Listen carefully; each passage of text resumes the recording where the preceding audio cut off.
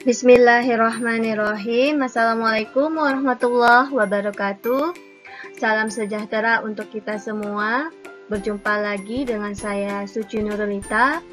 Kita akan membahas materi pertemuan yang ketiga. Masih berhubungan dengan referensi utama kita, yaitu buku pengantar akuntansi 1 berbasis IFRS karangan Kiso, dan juga menggunakan beberapa literatur lainnya.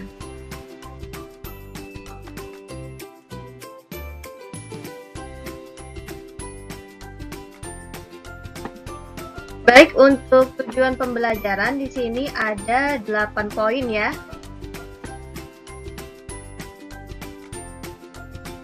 Dan secara ringkas dapat kita lihat pada gambaran berikut ini.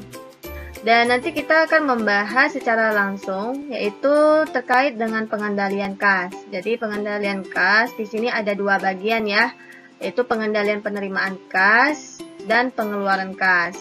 Adapun fitur pengendaliannya itu adalah menggunakan bank. Nah, mulai dari melakukan simpanan, kemudian membuat cek, pelaporan bank, rekonsiliasi bank, dan juga sistem EFT. Dan untuk pelaporan kasnya sendiri itu ada dua jenis akun kas ya, yaitu setara kas dan kas yang dibatasi penggunaannya.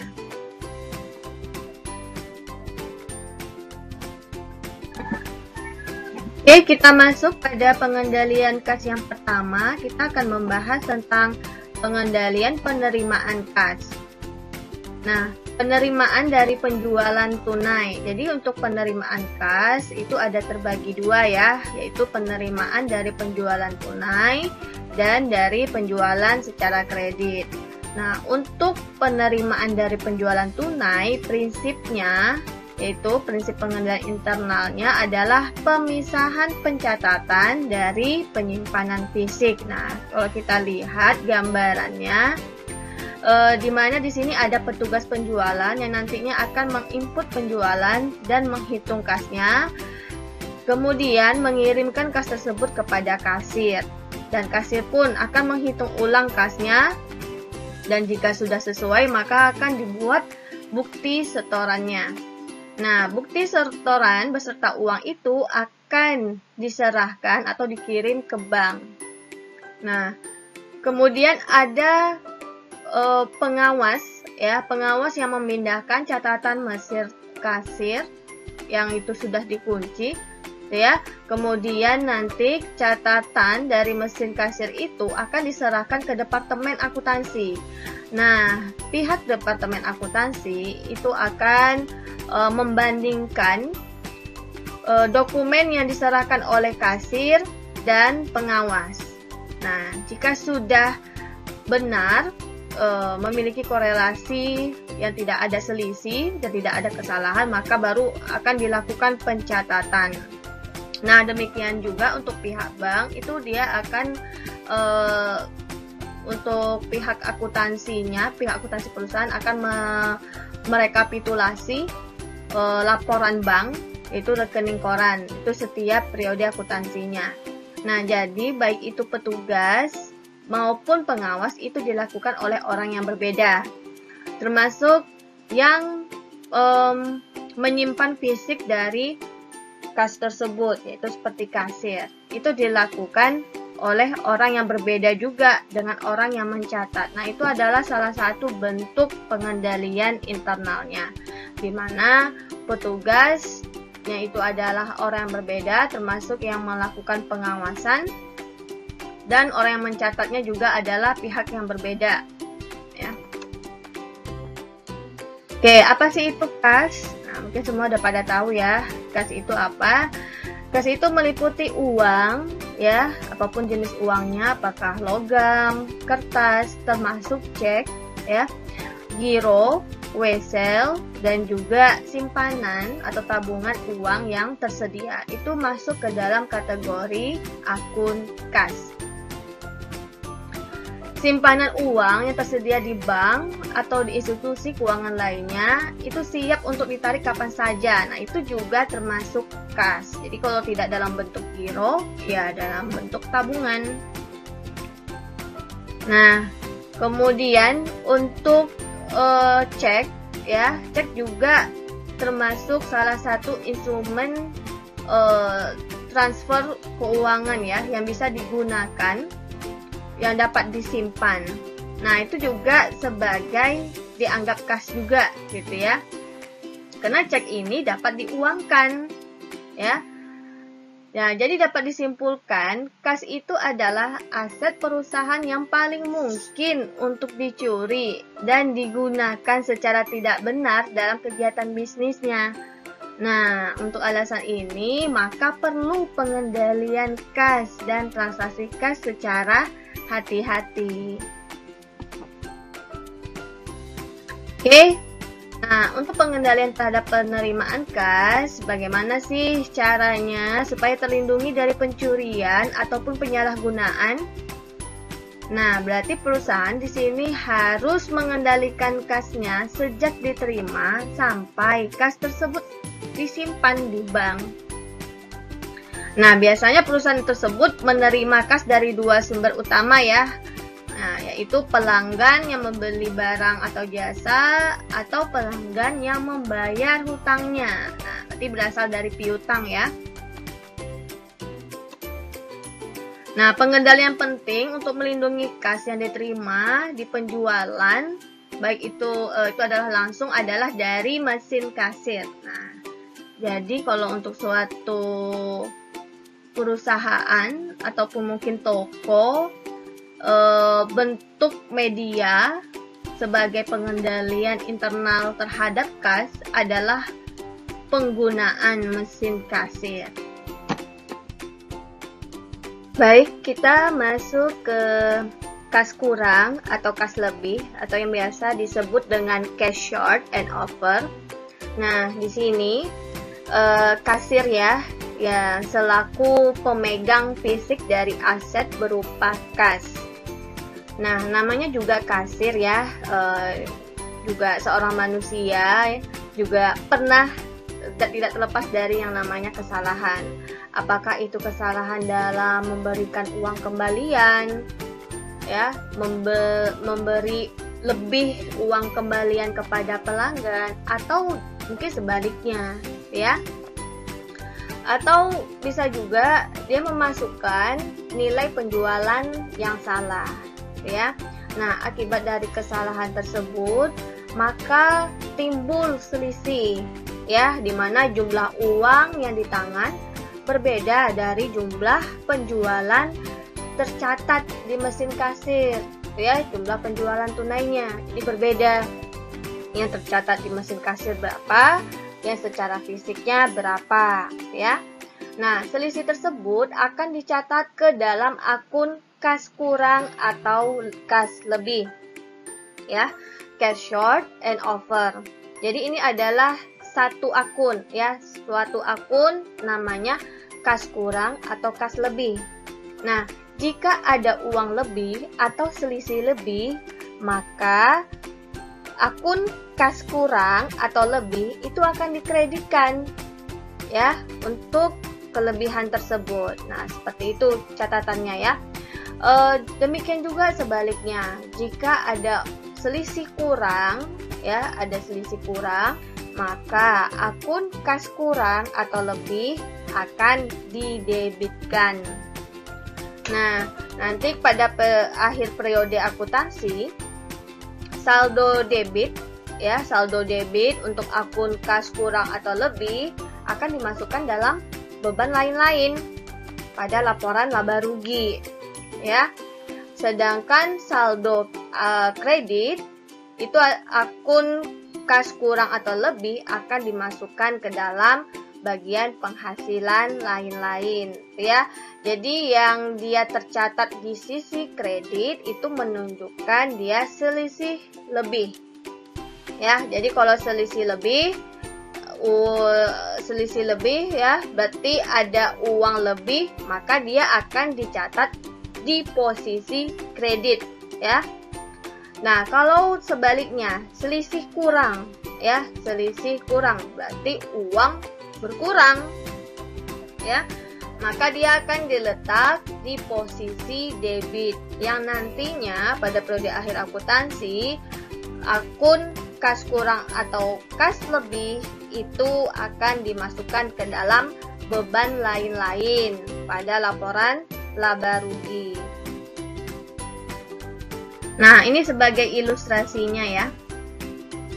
Asumsikan di data ya, data mesin kasir pada 3 Mei terdapat total kas ya untuk mencatat penjualan tunai sebesar 35.690.000.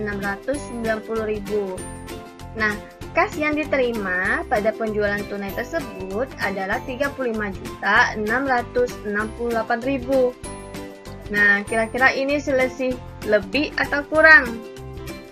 Nah, jadi ini yang tercatat 35610, tapi realisasinya yang ada di tangan fisiknya itu kurang, ya.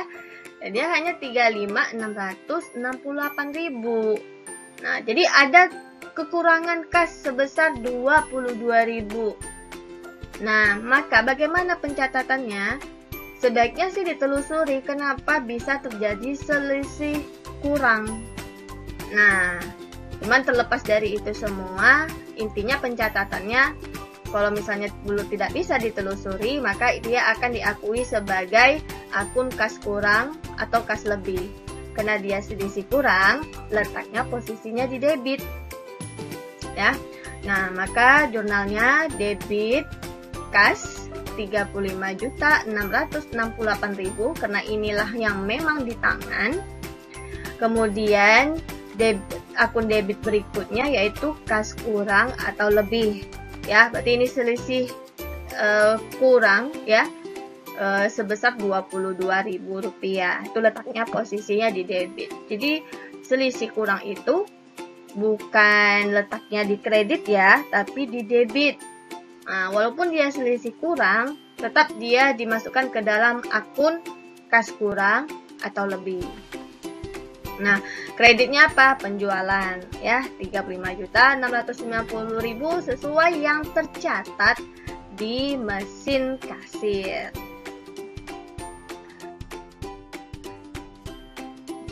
Nah, demikian juga sebaliknya ya, jika terjadi selisih lebih, gitu ya. Oke, kita langsung masuk saja pengendalian kas, ya, masih dalam penerimaan kas, yaitu dengan penggunaan cek atau giro. Nah, kas diterima itu tidak pakai uang tunai ya, tapi dalam bentuk cek, ya, cek atau giro ketika pelanggan membayar tagihan mereka.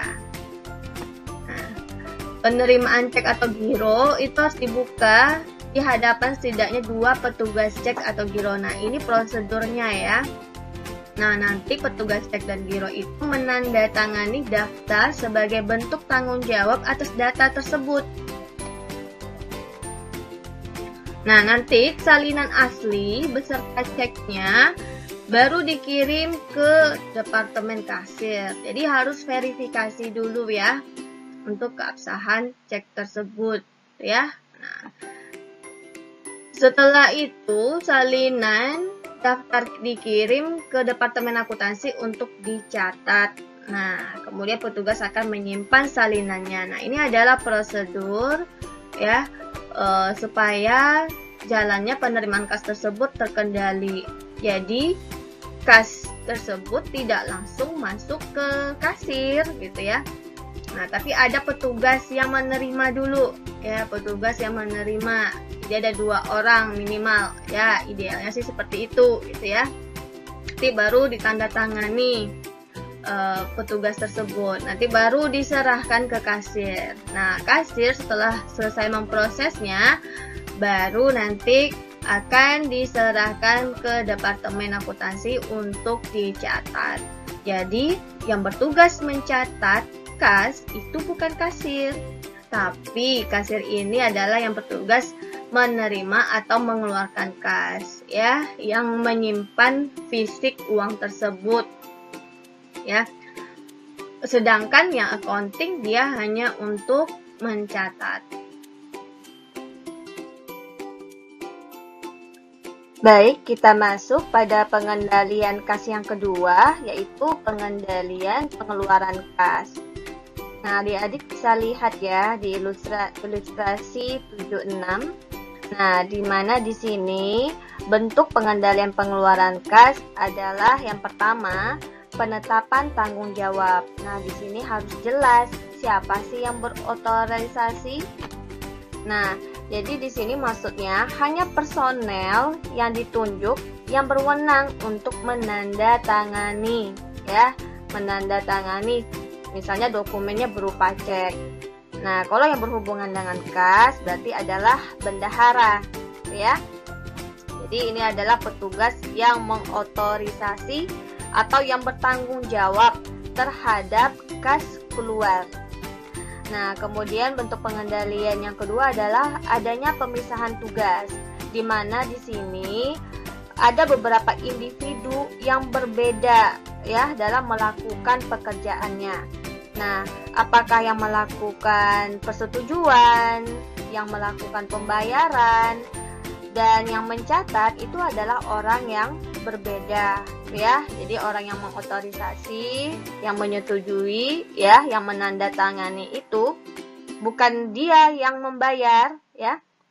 Dia hanya sebatas untuk menyetujui, ya, dengan membubuhi tanda tangan, ya. Yang membayar ada lagi orangnya, yaitu si kasir, ya. Nah, yang mencatat beda lagi, ya. Nah, itulah accounting. Supaya apa? Supaya adanya pengendalian, ya. Nah, kemudian adanya prosedur dokumentasi. Nah, di sini prosedur dokumentasinya adalah menggunakan cek untuk pengeluaran kas. Jadi untuk pengeluaran kas yang nominalnya besar, ya, itu menggunakan cek. Nah, cek ini ada penomoran, ya, penomoran tercetak secara berurut. Nah, itu adalah bentuk pengendalian, gitu ya. Nanti ketika membayar, cek tersebut harus dilampirkan faktur yang disetujui. Nah, jadi nanti nilai faktur harus sama dengan nilai cek yang akan dibayar, gitu ya. Nah, setelah dilakukan pembayaran, maka petugas harus menstempel telah dibayar pada faktur. Nah, kemudian pengendalian berikutnya yaitu pengendalian fisik, ya, yaitu adanya tempat penyimpanan. Apakah itu penyimpanan uang ataupun cek, ya, buku cek, ya, cek kosong pada lemari besi atau brankas. Jadi bentuk cek itu hampir mirip kayak kwitansi, ya, buku kwitansi. Tapi tentu saja komponen mulai dari jenis kertasnya dan isiannya sedikit berbeda, ya. Jadi supaya jangan sampai disalahgunakan, diisi sembarangan, maka itu harus diletakkan di tempat yang aman, ya, sehingga tidak sembarang orang dapat mengisi atau memanfaatkannya, ya. Karena fungsinya sama seperti uang, ya. Kita bisa menebus uang tersebut melalui cek tadi, cek yang nantinya kita isi, ya. Apalagi ceknya masih kosong berarti bisa terserah kita mau isinya berapa, ya. Nah, kemudian nanti cek tersebut harus diisi ketika ingin melakukan pembayaran dengan tinta permanen. Nah, jadi kalau misalnya diisi dengan pakai pensil, gitu ya, atau mungkin tinta yang bisa dihapus, maka itu tidak berlaku. Nah, kemudian verifikasi internal independen, ya. Jadi di sini ada pihak atau yang disebut dengan verifikator, di mana verifikator akan membandingkan cek dengan faktur, ya. Ini melihat apakah sesuai uang yang dikeluarkan melalui cek tersebut sesuai nggak dengan faktur tagihan. Nah, kemudian karena cek ini berhubungan pembayarannya melalui bank, maka setiap bulan akhir periode akuntansi, pihak akuntansi akan melakukan rekonsiliasi, itu ya, laporan bank secara bulanan. Nah, kemudian pengendalian kas berikutnya itu adalah pengendalian SDM. Nah, di sini harus mengikat setiap karyawan yang menangani kas. Itu ya, salah satunya gimana? Nah, mewajibkan karyawan untuk mengambil cuti. Nah, ketika cuti, maka ada rotasi atau rolling sementara karyawannya, itu ya. Nah, disitulah ada kesempatan untuk melakukan pengecekan untuk menghindari adanya kecurangan ataupun penyalahgunaan.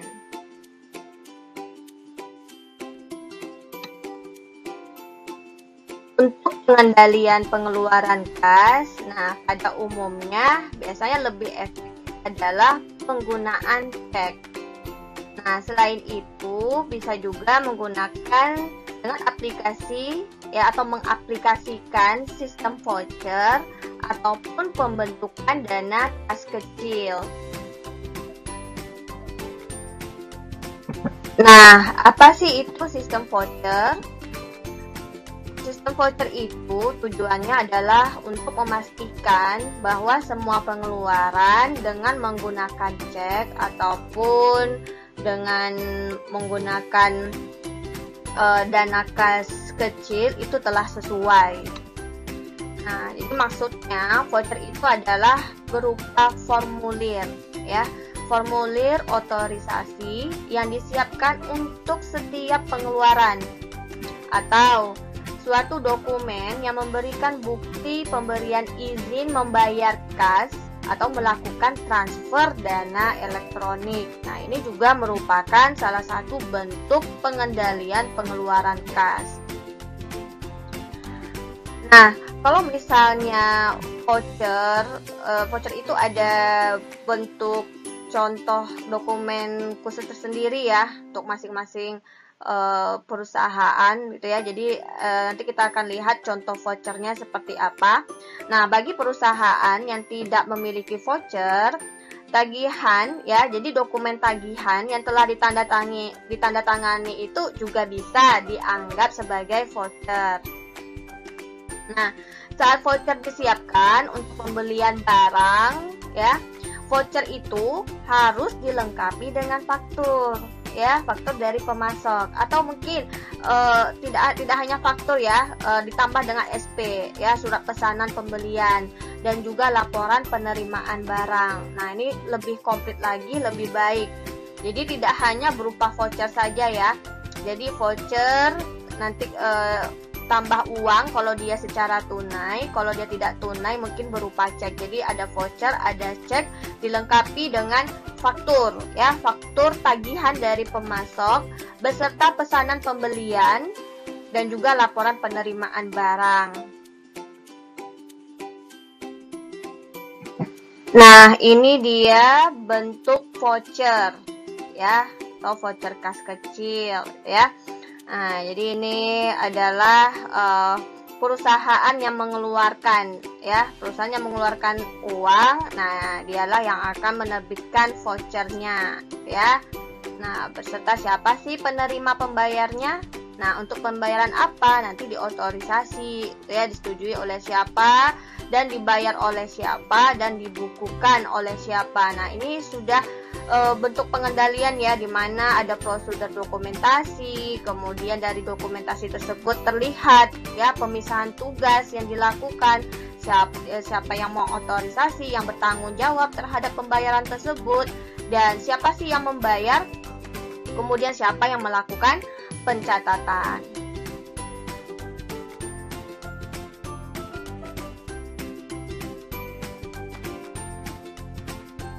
Nah, kita masuk bentuk yang kedua ya. Tadi ada sistem voucher, kemudian ini ada petty cash ya, atau dana kas kecil. Nah, dana kas kecil ini adalah untuk membayar jumlah yang relatif kecil ya. Nah, jadi ini fungsinya apa? Nah, ini untuk efektivitas aktivitas operasi perusahaan. Karena kalau setiap pembayaran itu menggunakan cek, otomatis dia tidak efektif, ya. Apalagi untuk pengeluaran kecil seperti pembayaran utilitas, ya. Jadi cek itu lebih dispesifikkan untuk pembayaran yang jumlahnya besar. Nah, kalau dia jumlahnya kecil, nah inilah gunanya dana kas kecil. Nah, prosedurnya seperti apa pengelolaan dana kas kecil tersebut? Yang pertama adalah pembentukan dana. Yang kedua, melakukan pembayaran dari dana tersebut yang sudah tersedia. Dan yang ketiga, pengisian kembali dananya jika dia sudah menipis ya untuk dana kas kecil tersebut. Nah, metodenya, nah di sini ada dua metode bentuk pencatatan ya untuk petty cash. Bisa menggunakan metode dana tetap ya atau impress fund system, atau metode yang kedua yaitu metode fluktuatif system.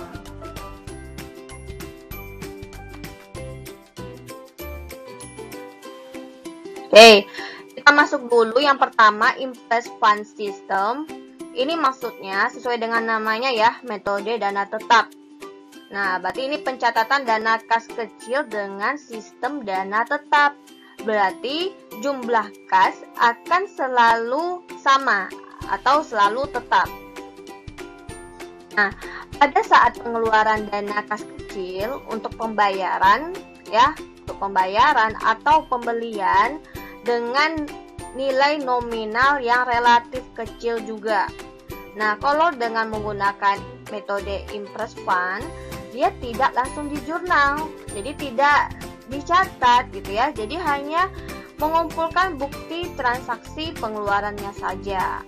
Nah, itu dia kalau metode dana tetap. Jadi setiap kali ada transaksi yang berhubungan dengan pembayaran dan pembelian yang nilai nominalnya kecil, itu nggak perlu di jurnal gitu ya. Tapi bukti transaksinya harus dikolek ya. Dia tidak perlu di jurnal, tapi harus diinput ke buku kas kecilnya gitu ya. Jadi tetap tercatat ya, tetap tercatat transaksinya, hanya saja dia tidak langsung di jurnal. Nah, kemudian jurnal pengisian kembali harus sama dengan jumlah pengeluaran. Namanya juga impress fund ya, dana tetap ya, berapa saldo kas awal petty cash kemudian digunakan, berarti berapa yang digunakan saja nanti akan diisi, sehingga jumlah pengisian itu sama aja dengan jumlah pengeluaran gitu ya. Jadi saldo kas kecil itu akan selalu tetap seperti semula. Nah, pengisian kembali dana kas kecil itu dilakukan apabila telah mencapai tingkat minimum. Jadi kalau sisa saldonya sudah sedikit sekali, baru dilakukan pengisian ulang. Nah, pada saat pengisian kembali dana kas kecil, pemegang kas kecil harus menunjukkan bukti transaksi pengeluaran kas kecil. Nah, karena dia kan tidak melakukan pencatatan tuh. Nah, jadi dasar buktinya apa? Ya, dari bukti transaksi yang sudah dikumpulkan. Oke, ini contoh ilustrasinya ya. Untuk ilustrasi kas kecil dana tetap, jadi saldo awal pembentukannya katakanlah 2 juta atau terserah bagaimana kebijakan perusahaan ya. Dia memberikan dana kas kecil di perusahaan, yaitu uang tunai yang ada di kasir gitu, yang ada di branch-kasnya, branch-kas kecilnya gitu ya. Apakah itu 2 juta, 1 juta atau 10 juta gitu ya.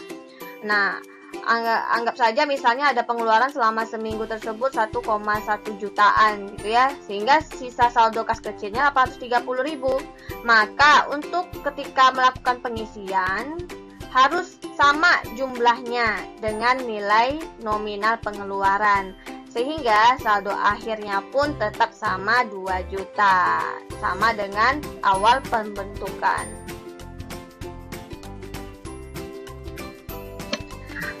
Oke, nah ini adalah pencatatannya ya. Nah, bagaimana sih bentuk pencatatan dengan impress fund ya, impress fund? Yang pertama itu ketika melakukan pembentukan dana kas kecil, maka nanti akan di jurnal debitnya adalah kas kecil, ya ingat ya, akunnya itu akun kas kecil atau petty cash di debit. Kredit adalah kas atau bank, ya kalau misalnya kasnya itu ada di bank, ya. Nah, ketika adanya pengeluaran, ya pengeluaran kas kecil untuk pembayaran biaya-biaya atau pembelian-pembelian, misalnya beli koran, beli bensin, ya bayar listrik, ya mungkin cuma ratusan ribu, tuh, atau mungkin biaya kebutuhan dapur kantor, ya pantry, gitu ya. Nah itu kan nilai nominalnya cenderung kecil. Nah jadi masuk ke dalam pengambilan uangnya itu dari dana kas kecil. Nah, kalau impress fund dia tidak di jurnal, ya, jadi nggak ada penjurnalan. Tapi diinput ke buku kas kecil, ya. Jadi buku kas kecilnya itu hampir mirip seperti buku besar pembantu, ya, buku besar pembantu khusus untuk kas kecil, ya.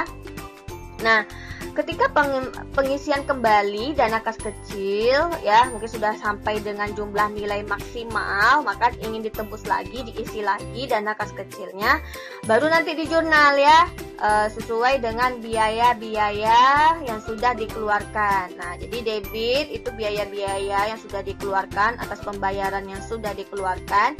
Kreditnya adalah kas, ya.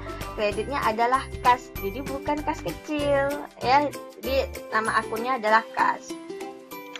Nah, kemudian apabila dana kas kecil itu dianggap terlalu besar, jadi dikembalikan, ya.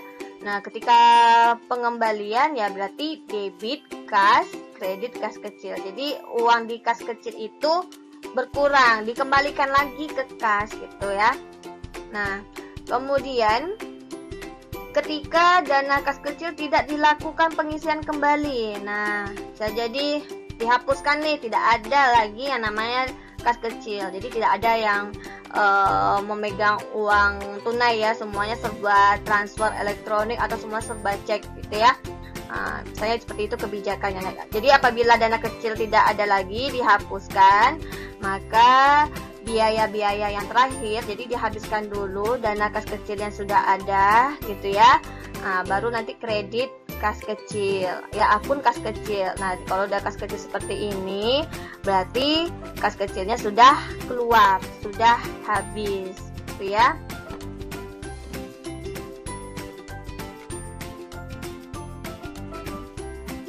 Nah, kita ilustrasikan dulu, bisa dilihat di bukunya, ya, terkait pembentukan dana kas kecil. Contohnya, jika Zoo Company memutuskan untuk membentuk dana sebesar $3.000 pada tanggal 1 Maret, maka jurnalnya apa? Nah, tanggal 1 Maret yang didebit adalah kas kecil $3.000 dan yang dikredit adalah kas sebesar 3.000. Nah, sesuai, ya, dengan rumusannya tadi, ya, yang sudah diringkas. Nah, kemudian diasumsikan bahwa pada tanggal 15 Maret, ya, tadi kan pembentukan dana kas kecilnya tanggal 1 Maret, ya. Sekarang tanggal 15 Maret, pemegang kas kecil Zoo Company itu meminta cek sebesar $2.610. Nah, dana tersebut digunakan untuk kas senilai $390 dan struk pembayaran kas kecil untuk perangko, ya, untuk perangko $1.320 dan ongkir, ya, ongkir penjualan itu $1.140 dan beban lain-lainnya, gitu ya, $150. Nah, bagaimana sih cara pencatatannya? Nah, maka pada tanggal 15 Maret itu yang didebit adalah yang pertama beban perangko $1.320, kemudian ongkos kirim penjualan sebesar $1.140, beban lain-lain sebesar $150. Nah, jadi yang dikredit adalah kas, ya. kas senilai 2.610 ya. Nah, ini adalah untuk pencatatan atas pengeluaran ya, pengeluaran pembayaran melalui dana kas kecil gitu ya. Nah, ini untuk metode Impress ya. Nah, kemudian langsung dia minta pengisian kembali. Nah, jadi itu bisa ya. Oh, sudah keluar 2.610 dolar untuk biaya-biaya ini. Seharusnya kan tidak perlu dicatat ya, tidak perlu di jurnal, tapi masukin ke dalam buku kas kecil. Nah, namun karena dia meminta cek, berarti kan dia minta masuk lagi tuh pengisian kembali dana kas kecilnya, maka dia jurnal. Nah, jurnalnya seperti ini. Nah, persis seperti resume sebelumnya ya. Oke, kita masuk ke metode yang kedua, yaitu metode dana tidak tetap atau fluctuating fund system. Nah, ini kebalikan dari metode Impress ya, di mana jumlah nilai kas kecil akan terus berubah-ubah sesuai kebutuhan perusahaan. Nah, pada saat pengeluaran dana kas kecil untuk pembayaran ataupun pembelian, maka akan selalu dilakukan pencatatan ya, dan langsung masuk ke dalam pembukuan kas kecil berupa jurnal formal. Nah, jadi berbeda sekali dengan metode Impress, di mana untuk pengeluaran, pembelian, pembayaran ya, itu tidak dicatat ke dalam jurnal, namun diinput dalam bentuk buku kas kecil ya. Jadi ketika pengisian kembali saja baru di jurnal ya. Nah, sedangkan kalau fluktuating dia harus tetap di jurnal. Bahkan untuk pembukuan kas kecilnya pun juga berupa jurnal formal. Nah, jurnal ini nantinya dipakai sebagai dasar pencatatan ke dalam buku besar. Jurnal pengisian kembali ya, nilai kas kecil ini tidak mesti harus sama dengan jumlah dana yang di awal. Maka bisa jadi lebih rendah itu ya, atau lebih besar dibandingkan saldo awal semula. Nah, dengan begitu jumlah saldo kas kecil itu selalu terupdate ya. Nah, jadi bisa langsung tahu sisa saldonya berapa. Oke, ini contoh ilustrasinya ya untuk metode fluktuatif, sama seperti tadi ya, dimana saldo awalnya itu sebesar 2 juta dan ternyata ada pengeluaran selama 1 minggu sekitar 1,1 jutaan. Nah, berarti sisa saldo kas kecilnya adalah 830.000. Nah, meskipun pengeluarannya itu adalah 1.169.500, maka ketika permintaan untuk pengisian kas kecil bisa lebih besar dari pengeluarannya, mungkin diminta 1,5 juta boleh gitu ya. Nah, sehingga saldo akhir kas kecil menjadi 2.330.500.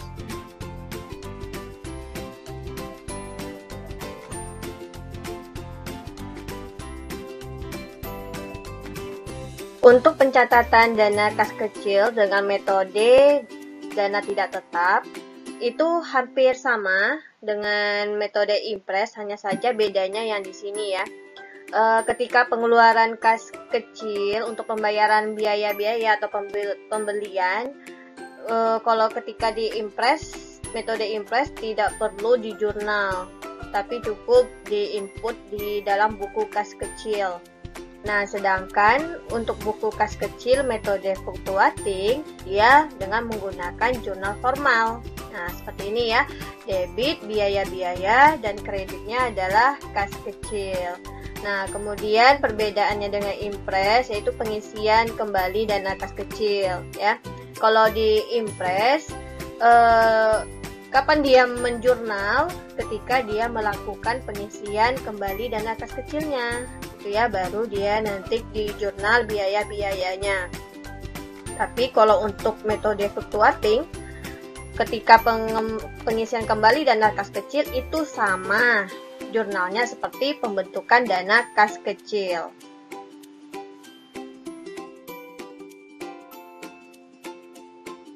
Oke, untuk cek ya, cek ini merupakan suatu dokumen berupa perintah tertulis yang ditandatangani oleh nasabah yang mengarahkan bank untuk membayar sejumlah uang tertentu kepada penerima yang ditunjuk. Nah, ini bentuk contoh dari cek ya yang sudah kita bahas sebelumnya, di mana di sini sudah tertera jelas perusahaan ya, perusahaan yang pemilik cek. Kemudian ini nomor cek tercetak secara urut. Kemudian ada tanggal dan penerima, dan ini cukup ditulis dengan tulisan tangan saja beserta nominalnya ya. Kemudian ini adalah bank yang ditunjuk untuk membayar.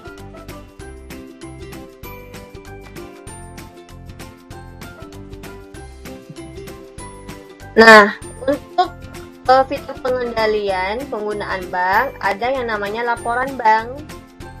Nah, isian laporan bank itu apa saja bisa dilihat pada gambaran ilustrasi 7-10 ya. Jadi bentuk laporan bank atau yang biasa dikenal dengan rekening koran ya. Jadi rekening koran itu seperti ini. Untuk perbankan itu bukan buku tabungan istilahnya ya, tapi giro. Nah, giro itu tidak ada buku tabungannya seperti kayak kita nasabah simpanan seperti biasanya ya. Jadi nggak ada buku tabungan, tapi yang ada adalah rekening koran. Nah, seperti ini. Modelnya hampir mirip dengan seperti yang ada di buku tabungan ya. Jadi ini adalah untuk memorandum debitnya. Nah, ini memorandum kreditnya. Nah, ini saldo balance-nya gitu ya untuk harian. Nah, ini adalah keterangannya gitu ya. Nah, jadi untuk memorandum debit ini terkait dengan biaya-biaya administrasi bank, gitu ya. Kemudian cek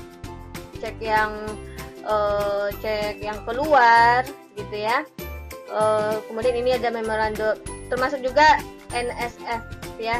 Nah, ini ada NSF ya, not sufficient funds atau dana tidak cukup. Jadi tidak bisa ditarik gitu ya. Sama seperti ini contohnya NSF ya. Kemudian ada memorandum kredit ya, ini untuk ketika wesel tagih dibayarkan ya, atau menagih wesel tagih, atau ketika memperoleh bunga ya, misalnya INT ini ya, interest earned, jadi ada pendapatan bunga ya. Seperti kalian bisa lihat di buku tabungannya ya, kalau kita nabung bertambah uang kita itu letaknya ya, lihatnya posisi kredit, jadi bukan posisi debit gitu ya. Dan juga ketika kita mendapatkan pendapatan bunga, nah itu juga letaknya di kredit. Nah, untuk biaya-biaya administrasi, pajak itu nanti catatannya di debit ya. Jadi lihat aja saldo balance terakhirnya itu berapa gitu ya. Nah, ini untuk formatnya tidak baku seperti ini ya, tergantung masing-masing banknya. Oke, laporan bank itu apa sih ya, atau rekening koran itu bagian accounting biasanya setiap bulan yang merupakan akhir periode akuntansi selalu mengeprint rekening koran ya, karena ini merupakan salah satu alat penting yang digunakan perusahaan untuk mengendalikan kas. Jadi perusahaan itu menggunakan rekening koran atau laporan bank untuk membandingkan transaksi kas di catatan akuntansinya ya, yang di perusahaan. Jadi catatan perusahaan nanti dibandingkan dengan catatan yang ada di bank. Nah, ini contoh ya, contoh laporan bank di mana saldo awalnya berapa, kemudian saldo akhirnya berapa gitu ya. Sedangkan ini adalah catatan dari perusahaan ya, di mana perusahaan dia mencatat transaksi berupa kas masuk, kas keluar, termasuk ketika penerbitan cek. Nah, di bank itu dia mencatat transaksi-transaksi yang berhubungan dengan akun kita, gitu ya. Nah, ternyata di saldo akhir di catatan bank, baik itu di catatan perusahaan ternyata tidak sama, ada selisih, gitu ya. Nah, maka perusahaan harus menentukan apa sih penyebab selisih, ya, sehingga pencatatannya tidak sama. Nah, bisa jadi selisih tersebut dikarenakan tertundanya pencatatan transaksi yang dilakukan oleh salah satu pihak. Apakah itu pihak bank atau pihak perusahaan, ya. Jadi kenapa sih ada selisih tidak sama pencatatan saldo akhirnya? Bisa jadi karena adanya tertunda pencatatan, ya, pencatatan transaksi. Mungkin tertunda sampai ke bank karena mungkin bertepatan dengan hari libur, gitu ya, sehingga transaksinya pending. Sedangkan cek sudah keburu ditandatangani oleh perusahaan, ya, perusahaan sudah menandatangani cek. Jadi saat itu perusahaan sudah mengakui bahwa uangnya keluar. Nah, ternyata tiba di tangan konsumen ataupun pelanggan atau mungkin pihak ketiga, dia belum mengambil uang tersebut di bank yang bersangkutan. Nah, selisih tersebut juga mungkin berasal dari kesalahan dalam pencatatan transaksi yang dilakukan apakah dari perusahaan atau bank itu sendiri. Nah, namanya juga seperti biasa ya, manusia, apakah bagian accounting perusahaan yang melakukan kesalahan atau mungkin teller bank yang melakukan kesalahan sehingga terjadi selisih.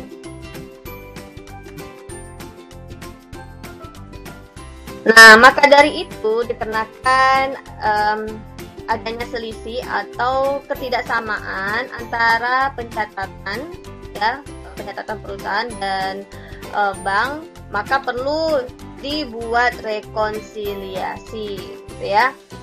Nah, ini rekonsiliasi rekening bank itu membuat saldo menurut catatan, ya, catatan perusahaan dan saldo menurut bank sesuai dengan jumlah yang benar atau tepat. Nah, itemnya apa saja? Itemnya pertama itu adalah setoran yang belum dicatat oleh bank. Jadi kita harus identifikasi dulu kira-kira setoran apa saja yang belum dicatat atau belum sampai ke bank sehingga belum tercatat, ya. Kemudian yang kedua, kita harus identifikasi, gitu ya, cek apa saja yang belum diuangkan. Kemudian memo bank. Kemudian kita identifikasi apakah ada kesalahan, ya, mungkin kesalahannya di pencatatan perusahaan. Nah, ini contohnya ya, contoh rekonsiliasi bank. Nah, di sini nanti ini formatnya ya, format bentuk laporan rekonsiliasi bank, di mana di sini akan dicatat pencatatan menurut bank dan ini pencatatan menurut perusahaan. Nah, jadi ini yang pertama kali itu adalah saldo kas menurut bank itu berapa? Ya, lihat saja di contoh rekening koran atau laporan bank yang ada di buku. Lihat saldo yang paling akhir, ya, pada periode akhir akuntansinya. Biasanya mungkin apakah tanggal 30 atau tanggal 31 itu udah di print out berapa sih saldo akhirnya, gitu ya. Nah, ini ditulis, kemudian saldo kas menurut perusahaan berapa.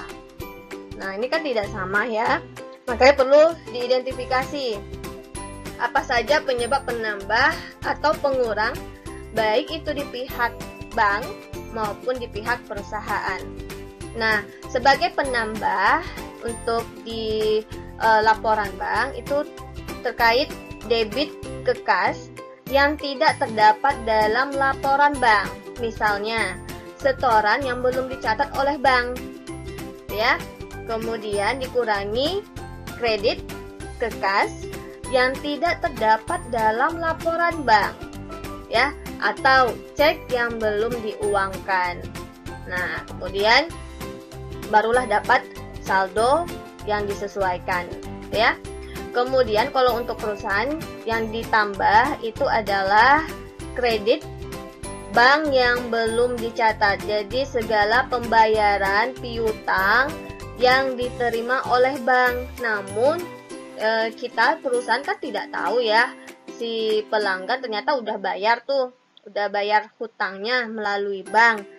Nah, itu kita tidak tahu kalau tidak ada notifnya ya, kalau tidak ada notif di SMS banking, dan kita juga tidak selalu memantau daftar mutasi rekening kita, mungkin mantaunya ya ketika di akhir bulan saja gitu ya, kita rekap ya, berarti kan tidak tahu tuh. Nah, berarti ini perlu kita sesuaikan, kita tambah gitu ya.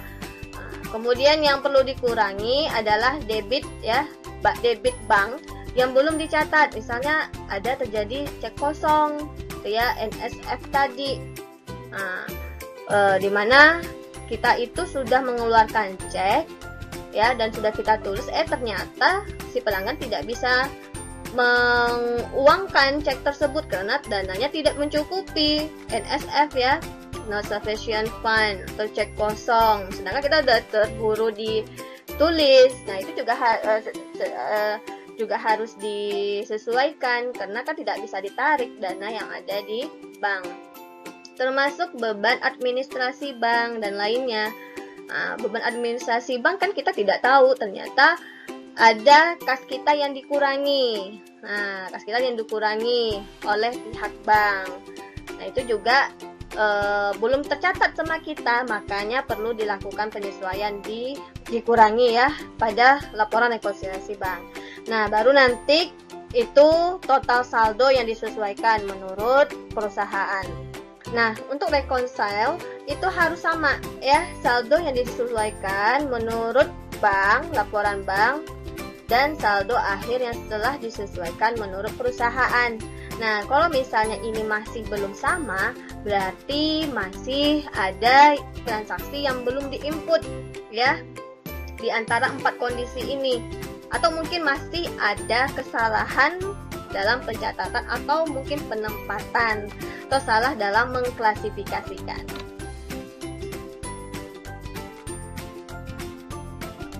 Nah, kita langsung ke contohnya saja ya, contoh langkah rekonsiliasi bank. Jadi lihat saja di ilustrasi 710. Jadi ada laporan bank untuk Laird Company menunjukkan saldo menurut catatan bank itu adalah sebesar 15.907 euro pada tanggal 30 April. Nah, pada tanggal ini saldo kas menurut catatan perusahaan adalah 11.589 euro. Wah, jauh berbeda ya. Saldo kas kita di bank itu 15.000, tapi di catatan kita adalah 11.000 gitu ya. Nah, maka perlu kita melakukan rekonsiliasi bank. Bagaimana langkah pertamanya? Pertama, kita harus identifikasi dulu setoran apa saja yang belum dicatat oleh bank. Nah, ternyata setelah ditelusuri pada tanggal 30 April ada setoran, tapi baru diterima oleh bank itu di tanggal 1 Mei. Nah, sebesar 2.200 euro, itu ya. Nah, jadi ini terdapat identifikasi pertama, setoran yang belum dicatat oleh bank. Kemudian yang kedua, cek yang belum diuangkan. Nah, ternyata ada cek nomor 453, nomor 457, kemudian nomor 460. Berarti ada 3 cek yang sudah kita terbitkan, yang sudah kita layangkan, tapi ternyata belum diuangkan oleh pihak tersebut gitu ya. Jadi uangnya itu masih ada nilainya di bank kita, sedangkan kita sudah terburu untuk mencatatnya ya, sudah mengeluarkannya gitu ya, sebesar 5.904. Kemudian langkah ketiga, kita identifikasi lagi nih, kira-kira ada kesalahan nggak? Nah, ternyata pihak perusahaan ya, Laird Company itu menulis cek yang nomor 443 senilai 1.226 ya. dan bank membayar sesuai yang tertera pada cek tersebut 1.226. Tapi late itu malah mencatat cek itu sebesar 1.262. Jadi terbalik ini angkanya. Ya, nilai ceknya 1.226 dan ini uang yang keluar dari bank, tapi pihak perusahaan malah mencatat terbalik. Ya, jadi timbul selisih 36, ya. Karena mencatatnya kelebihan, ya. Nah, kelebihan mencatatnya. Oke, kemudian apalagi yang perlu diklasifikasi? Oh, ternyata ada memo bank, ya. Ada debit cek NSF, ya, dari Baron Junior senilai 425. Ternyata ada dana yang tidak mencukupi.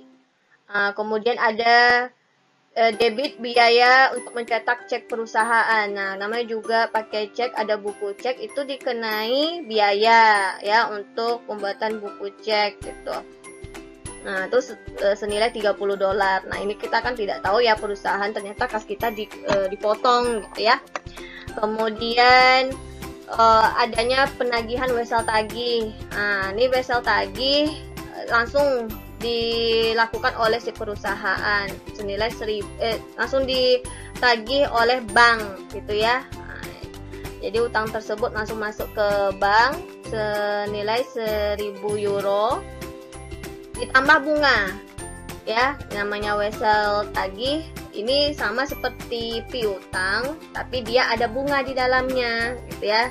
Nah, jadi mendapatkan pendapatan bunga dari wesel tagih senilai €50 gitu ya. Nah, dikurangi biaya penagihan bank karena bank yang melakukan penagihan wesel tagih, berarti ada jasanya ya, jasa penagihan untuk diserahkan ke bank senilai €15. Jadi totalnya pemasukan di bank itu yang tidak diketahui oleh perusahaan yang belum tercatat itu adalah senilai 1.035 gitu ya. Dimana wesel tagihnya 1.000 tambah bunganya, pendapatan bunganya dari wesel tagih 50 dikurangi biaya penagihannya 15. Oke, sekarang kita masuk ke dalam laporan penyusunan, ya, membuat rekonsiliasi bank per 30 April. Nah, jadi kita buat dulu saldo kas menurut laporan bank. Tadi berapa? Lihat rekening korannya, yaitu €15.907. Nah, kemudian kita tambah. Oh, ada ternyata setoran yang belum dicatat oleh bank. Nah, per 30 April dia tercatat sampai juga ke bank, tapi di tanggal 1 Mei baru tercatat. Nah, kita kan buat penyesuaian, buat laporan keuangan kan per periode akuntansi secara bulanan. Jadi 30 April itu sudah tutup, maka kita melakukan penyesuaian. Walaupun cuma hanya selisih 1 hari gitu ya. Nah, jadi harus kita tambahkan, misalnya 2.201. Kemudian dikurangi, ya. Ada beberapa cek yang belum diuangkan, ya, masih beredar di luar, itu sebesar 5.904. Kenapa? Karena perusahaan memang sudah membayarnya, hanya tinggal tunggu gitu ya, hanya tinggal tunggu kapan mereka mengambil uang tersebut di bank. Jadi tetap bisa diakui gitu ya, jadi bisa dikurangkan 5.904 cek tadi, sebanyak 3 cek tadi ya, sehingga total saldo kas yang disesuaikan, ya, saldo kas yang disesuaikan menurut laporan bank itu berjumlah €12.204. Oke, selesai ya kalau untuk penyesuaian menurut versi bank, ya, yang sudah kita tulis, yang perusahaan lakukan. Nah, sekarang masuk ke saldo kas menurut catatan perusahaan. Nah, saldo kas menurut catatan perusahaan itu sebesar €11.589, ya. Kemudian kita masukkan beberapa penambahan. Ternyata ada kesalahan pencatatan cek nomor 443 karena ada kesalahan ya sebesar 36. Nah, jadi itu ditambahkan, ya. Kemudian penagihan wesel tagih. Nah, itu sebesar 1035 ya. Kemudian dikurangi dengan cek NSF sebesar 425,6, termasuk biaya layanan bank ya, biaya layanan bank, biaya administrasi bank itu sebesar $30, sehingga dapatlah totalnya saldo kas yang disesuaikan menurut catatan perusahaan adalah sebesar 12.204. Nah, balance ya, berarti sudah benar untuk melakukan penyesuaian saldo kas, sehingga saldo kas baik itu catatan perusahaan dan bank itu sudah sama. Nah, jadi karena dia sudah melakukan penyesuaian, ada beberapa yang harus dibuat ayat jurnalnya, yaitu ayat jurnal penyesuaian, dan apabila yang salah dibuat jurnal koreksinya. Oke, ini adalah ayat jurnal dari rekonsiliasi bank. Pertama adalah wesel tagih ya. Jadi asumsikan bahwa utang bunganya senilai 50 euro. Dan biaya penagihan itu nanti dibebankan ke akun beban lain-lain ya. Nah, jadi ayat jurnalnya apa? Nah, pada tanggal 30 April dibuat nanti di ayat jurnal penyesuaiannya. Kas di debit 1035 ya, 1035 karena inilah yang diterima di kas bank ya, 1035. Nah, di mana beban lain-lainnya adalah 15. Kan ini beban jasa penagihan ya, yang diterima oleh bank. Nah, yang dipotong oleh bank itu $15. Nah, kemudian wesel tagihnya ya, kredit wesel tagih berarti piutang ya. Tapi beda ya piutang, nanti kita akan bahas terkait dengan piutang di pertemuan berikutnya. Jadi wesel tagih hampir sama dengan piutang, bedanya piutang dia tidak ada dikenai bunga, sedangkan wesel tagih itu dikenai bunga ya. Jadi wesel tagih karena sudah dibayar oleh pelanggan, maka dia posisinya di kredit ya, sebesar 1000 plus bunga. Jadi bunga itu bagi kita adalah pendapatan bunga ya, bagi perusahaan sebesar 50.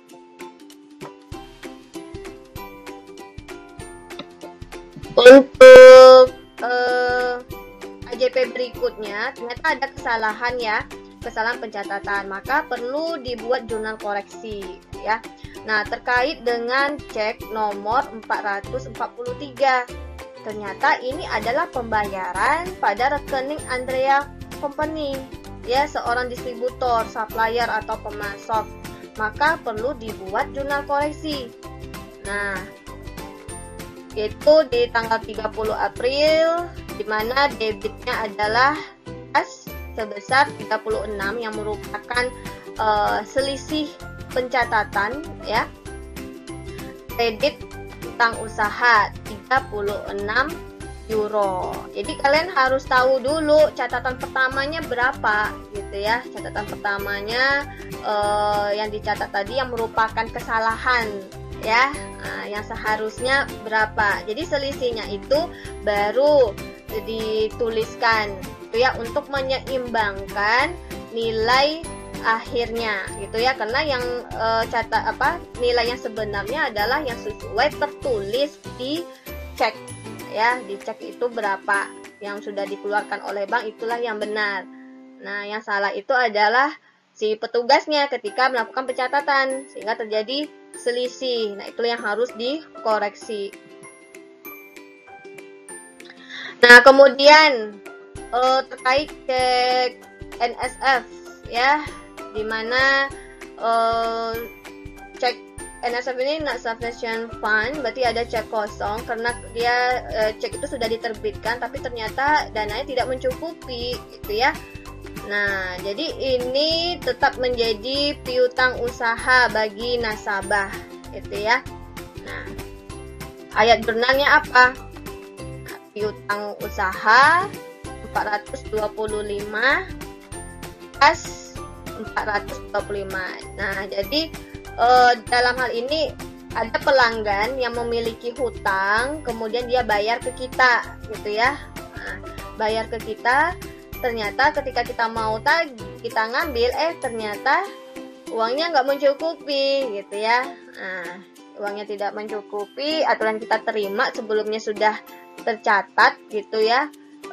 Karena cek ini sudah masuk, dicatat, ternyata ketika sampai ke bank nggak bisa dicairkan, ya otomatis kembali lagi statusnya si belum menerima, gitu ya. Untuk jurnal berikutnya, jurnal penyesuaiannya terkait rekonsiliasi bank. Nah, itu ada biaya administrasi bank. Di sini nasabah mendebit biaya pencetakan cek, ya, DM, dan biaya administrasi bank lainnya, SC. Nanti itu kode-kode yang ini bisa dilihat ya, DM itu apa, SC itu apa di rekening korannya. Itu nanti diakui, dicatat pada catatan perusahaan sebagai akun beban lain-lain. Karena biasanya jumlahnya itu dalam satu nominal. Sehingga JP-nya apa? Debit beban lain-lain itu senilai 30 euro dan kredit kas 30 euro. Sehingga kita bisa lihat di ilustrasi 713, khusus untuk akun kas bisa dilihat pada buku besar dalam bentuk akun T, apa saja yang masuk, ya, yang ada di posisi debit, kemudian apa saja kas yang keluar, sehingga didapatkanlah saldo akhir kas itu berjumlah 12.204.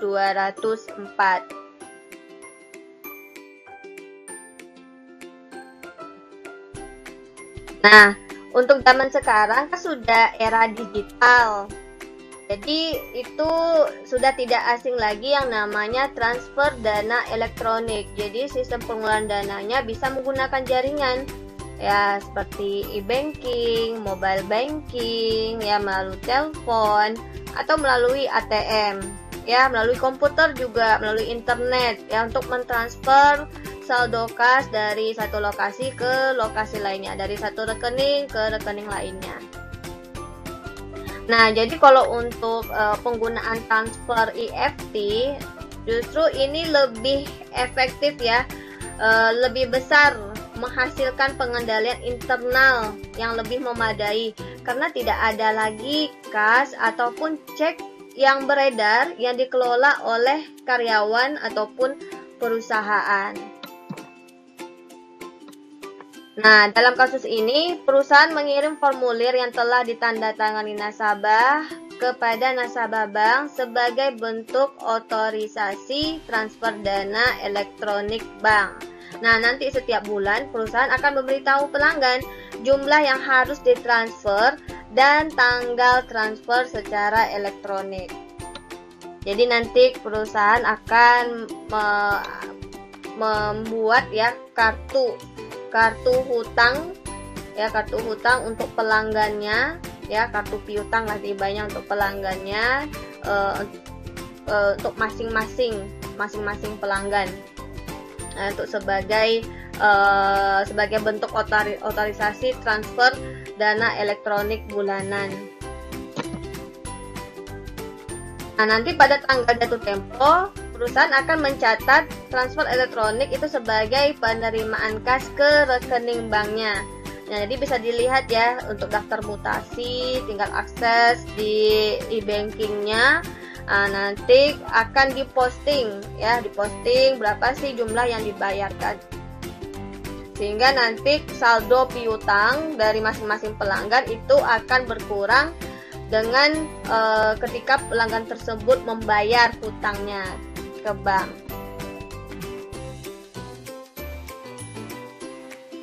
Oke, untuk laporan kas. Nah, selain kas, di situ ada yang namanya setara kas. Ya, apa sih itu setara kas? Nah, setara kas itu merupakan investasi jangka pendek dan sangat lancar yang mencangkup apa saja. Nah, sifatnya itu dia mudah dikonversi menjadi kas. Memang dia mungkin bukan dalam bentuk uang tunai, tapi dia mudah dikonversi menjadi kas. Kemudian jatuh temponya dalam jangka pendek, sehingga nilai pasarnya itu masih sama gitu ya. Jadi relatif tidak terpengaruh terhadap perubahan tingkat suku bunga. Contohnya apa? Contohnya seperti deposito ya. Contohnya seperti deposito yang berjangka 1 bulan atau 3 bulan, atau bisa juga surat-surat berharga gitu ya, yang masanya itu jangka pendek ya, tidak lebih dari setahun. Nah, kemudian ada kas yang dibatasi penggunaannya. Maksudnya apa sih? Ya, sesuai dengan namanya ya, merupakan jenis kas yang dibatasi penggunaannya sehingga tidak liquid. Nah, beda kalau setara kas ini ya sangat liquid ya. Nah, ini kategorinya apa? Dia memiliki jumlah nilai material yang sangat besar gitu ya. Nah, jumlahnya sangat material gitu. Kemudian dibatasi dan dipisahkan pemakaiannya dari kas reguler. Nah, bisa berasal dari aset lancar maupun aset tetap. Nah, jadi nanti akunnya ketika di dalam laporan posisi keuangan atau neraca, nanti itu ada akun tersendirinya berupa kas yang dibatasi penggunaannya. Nah, contoh kas yang dibatasi penggunaannya apa? Misalnya ada kas yang digunakan untuk perluasan pabrik, gitu ya. Jadi tidak boleh mengambil uang kas untuk operasional dari kas tersebut. Kenapa? Karena pembatasan. Ya, pembatasan untuk apa? Khusus untuk digunakan perluasan pabrik. Atau mungkin berupa pensiun utang jangka panjang atau dana abadi. Oke, ini adalah contoh bentuk laporan posisi keuangan sebagian ya. Di mana sih letak kas dan setara kas? Nah, ini dia. Letak kas dan setara kas itu masuk ke dalam aset lancar. Gitu ya. Baik, itu saja penjelasan terkait akuntansi kas pada sesi kali ini. Atas atensinya, saya ucapkan terima kasih. Akhir kata, Assalamualaikum warahmatullahi wabarakatuh.